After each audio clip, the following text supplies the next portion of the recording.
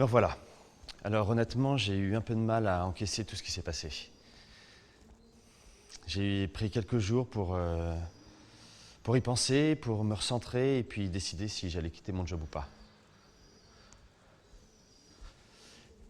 Et en fait, je me suis rendu compte que c'était pas la question. Voilà, je me suis battu pour ce job, j'aime le faire, ce qui n'est pas donné à tout le monde. Puis j'adore mon équipe. C'est pas pour rien que je les ai recrutés. La vraie question, c'est est-ce que je continue à argumenter que je fais les choses au mieux pour eux ou est-ce que je décide enfin de les écouter? J'avoue qu'il m'a fallu un peu de temps pour faire la part des choses, c'est pour ça que j'ai pris quelques jours de repos. Bon, au final, ça n'a pas été reposant du tout. Déjà, j'ai écrit tout ce que l'équipe et Vincent m'avaient dit, et ça, c'était pas une mince affaire parce que des critiques, il y en a eu. Ensuite, je me suis confronté à mon autre équipe, la vraie de vraie, ma famille. J'ai demandé à ma femme et mes gamins qu'on organise une petite réunion pour qu'ils m'aident à gérer ce projet. Même le chien était convié.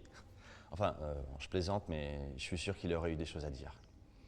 Bref, ma femme est restée discrète, mais alors mes gosses se sont lâchés en mode ado. De toute façon, tu ne supportes rien qui change. Bon, cela dit, même si c'était pas tendre, j'ai trouvé ça plutôt habile. Parce qu'ils se sont appuyés sur des anecdotes claires, précises. Comme la fois où j'ai râlé parce qu'on avait changé un meuble de place, ou la fois où le petit avait décidé d'intensifier ses cours de guitare. C'était sa passion, mais ça avait perturbé mon quotidien, juste parce que ça décalait un peu l'heure du dîner. Donc j'étais pas content, et ça se sentait.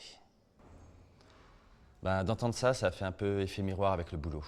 Ouais, ça m'a fait penser au moment où j'avais dû remplacer quelqu'un que j'aimais bien et qui voulait reprendre ses études.